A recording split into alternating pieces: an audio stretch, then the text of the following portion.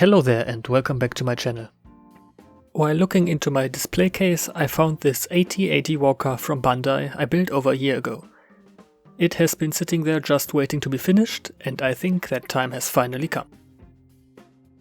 The kit was built by clicking the parts together and could be made without the use of any glue.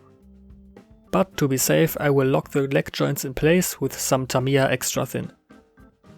That way they will stay in the pose I want and make it easier in the following steps.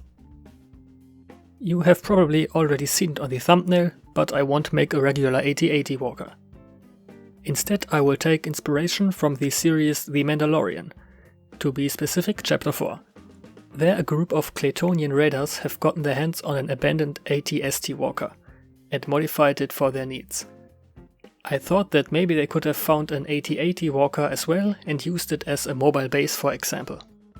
I don't want to go too heavy on the modifications, since I like the regular look of the walker, and the AT-AT is already extremely heavy armored. But some additional armor plates made from styrene can help add some variation and will act as a replacement armor where the walker has been damaged in the past. In the series, the AT-ST walker has these red glowing eyes that make it look extra menacing. For that I will be using a single red LED I will cramp into the cockpit. I can just slide the cockpit open without any problems. Looks like we still have two stormtroopers still commanding the walker. It fits now, but I will later remove the pilots and their seats to create more room. With the electricity in place I can disassemble everything and start priming.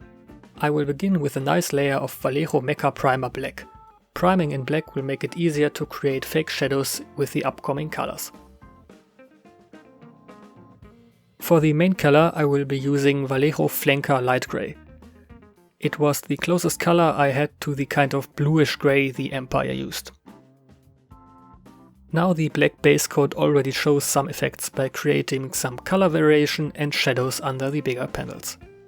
The AT-ST radar features multiple different colors, ranging from grey to brown and red. I taped off all the sections that will receive a different color, and then it's back to the airbrush. For the front leg I chose fire red, like seen on the original AT-ST radar. The other two legs got a coat of NATO brown and orange rust respectively. I will keep the fourth leg in the imperial grey.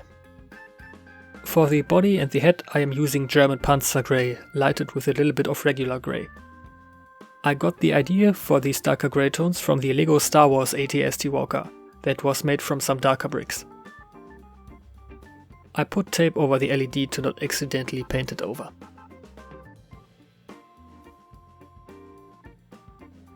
The added styrene sheets will resemble some scraps found from the raiders. That's why they are already rusty. This walker is being constantly used and has already gotten quite some beating while serving the Empire. For the much needed used effect, the best starting point is an extensive chipping. I am tapping a sponge with a very tiny amount of German grey all over the edges. The more a certain part would be moved or had contact with branches and trees, the more chipping is added.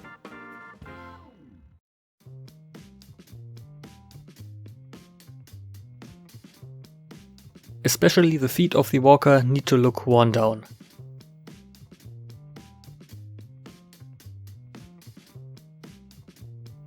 I used a sketch in Photoshop to try out some different designs for the warpaint. In the end these were just very loose references, since I couldn't even follow my own instructions.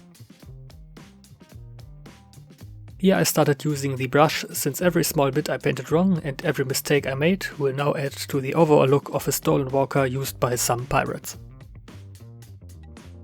While you can enjoy my fight against even a little bit of symmetry, here is a fun fact about the original AT-ST radar from the series. The red glowing viewports were meant to induce fear in their enemies and the locals. But in reality these were probably all the warning lights going off in the cockpit, since the raiders weren't able to maintain the walker like the Empire did. And now back to the build. I think the war paint came out quite nice, and it definitely helps to add some visual interest to the whole kit.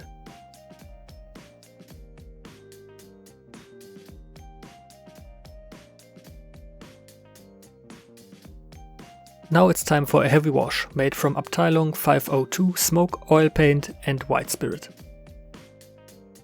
I am covering the entire model with this wash and make sure to get it into all the little details and panel lines. Before applying the wash, I covered everything with a clear varnish. This is to protect the acrylic paint from the enamel thinner. After letting it dry for about half an hour, I can use a tissue with some white spirit to create a streaking effect and clean all the panels that I want to lighten up again. While the wash dries, it's time for the base. I cut a piece of XPS foam into a square. Then I took my foam cutter outside and made these two hill pieces for the corners. Make sure to not inhale the toxic fumes while using a hot wire cutter and only do it in a well ventilated area. I glued them with some PVA glue. For the terrain mix I am using terrain plaster, but every plaster should work fine. Some fine sand is added for more texture. Then some tap water, and I start mixing everything, adding more water if necessary.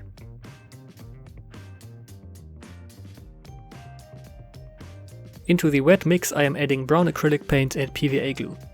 But the acrylic color was kind of a waste since I primed it later anyway.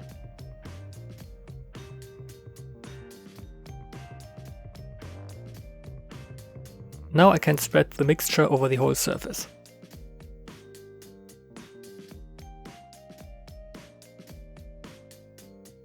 Next I am adding a variety of different rocks and pebbles into the wet mix.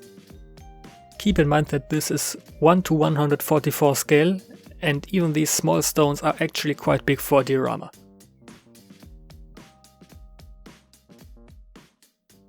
Then I put it aside to let it dry. 24 hours later it's time again for the airbrush and the black primer. The ground color is made from Vallejo Dark Earth and Flat Earth. Again, I don't have to cover everything 100% since the black creates a basic shading and color difference. Remember all those little rocks, stones and pebbles I added? It's time to take some stony colors and make them visible again. This step can take some time depending on how detailed you want to be, but the end result is definitely worth it.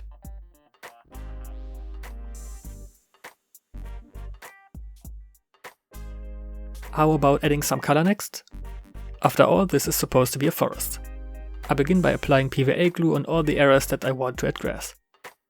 Then I can take my static grass applicator filled with 1.5mm scatter grass meadow from Noch and start the application. I have to work in small areas since the glue begins to dry the moment it's out of the bottle. The excess then gets recollected for later use. And while that is all drying, I can start with the bigger foliage. Trees are quite important for a forest after all. I am using twine found in the gardening section of most hardware stores. I cut them all into smaller pieces and then start to unravel them. These then had to be unraveled again to get all these thin fibers. The fiber is then placed between a folded piece of gardening wire. I twist them using a power drill and pliers. This may take some practice to ensure that the individual threads don't get too tangled.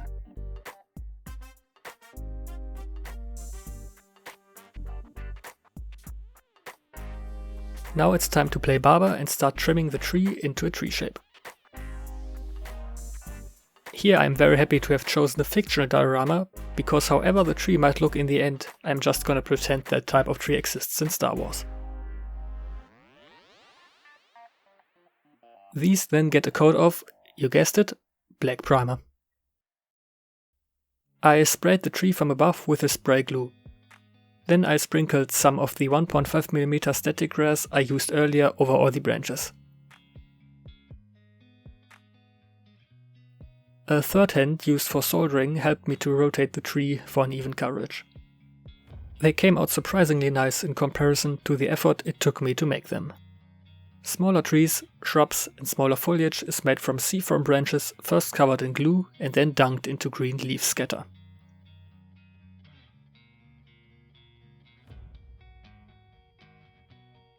The same leaf scatter is also used on the base itself. I used a variety of different flocking materials all over the base to create more texture. And then everything is sealed with a mixture made from PVA glue, water and a little bit of dish soap. The dish soap will help to destroy the surface tension of the water and help the mix flow into all the little details. Now I can put the cable through the hole I made earlier and fix the walker in place. Again, I used PVA glue, but I think hot glue would have been better. But I didn't have any at hand right now. To hide my failed attempt of creating footprints in the wet terrain mix from earlier, I used some terrain paste from Vallejo to blend the walker into the terrain.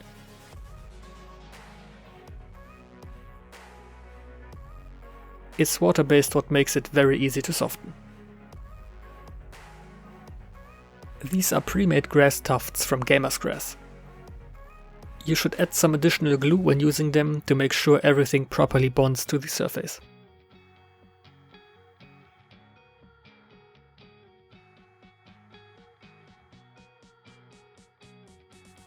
It's finally time to add the bigger trees. I pre-drilled holes for each one with a small hand drill and then placed them with PVA glue. The smaller ones are for the foreground and the larger ones obviously for the background.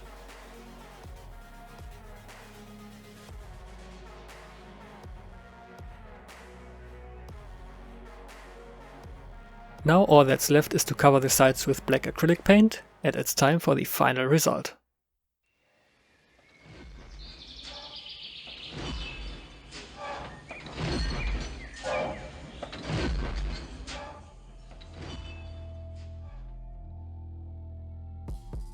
And that's it for this project.